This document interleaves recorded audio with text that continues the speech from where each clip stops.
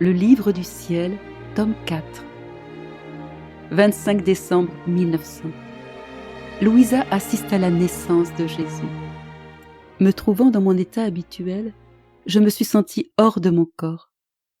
Après m'être déplacée un peu, je me suis trouvée à l'intérieur d'une grotte. J'ai vu la maman reine en train de donner naissance au petit enfant Jésus. Quel stupéfiant prodige! Il me semblait que la mère, autant que le fils, était transformée en lumière très pure. Dans cette lumière, on apercevait très bien la nature humaine de Jésus, portant en elle la divinité. Son humanité servait de voile pour couvrir sa divinité. De sorte qu'en déchirant le voile de sa nature humaine, on trouvait Dieu. Voici le prodige des prodiges. Dieu et homme et Dieu. Quelle merveille que le Fils qui, sans quitter le Père et le Saint-Esprit, car dans le véritable amour, on ne se sépare jamais, prend une chair humaine et vient habiter parmi nous.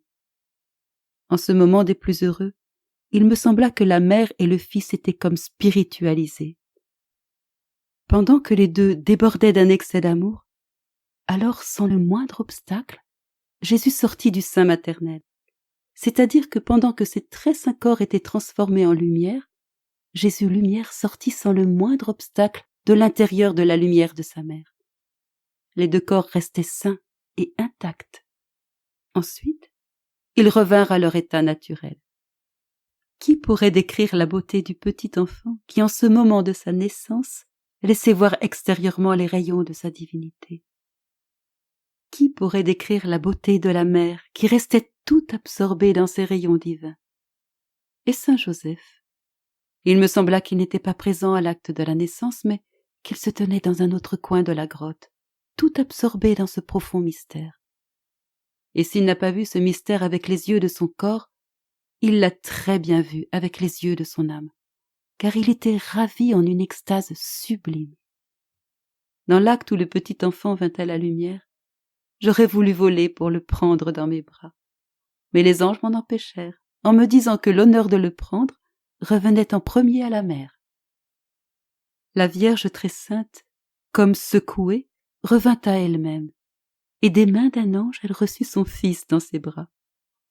Dans l'épanchement d'amour dans lequel elle se trouvait, elle le serra avec tellement de force qu'il sembla qu'elle voulait l'enfermer de nouveau dans son sein.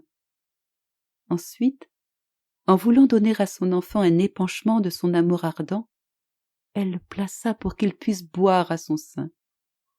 Pendant ce temps, j'étais tout annihilée.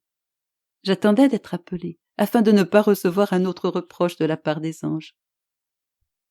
Alors, la reine me dit, « Viens prendre l'objet de tes délices, et réjouis-le toi aussi, épanche ton amour avec lui. » En disant cela, je me suis approchée, et la maman déposa l'enfant dans mes bras.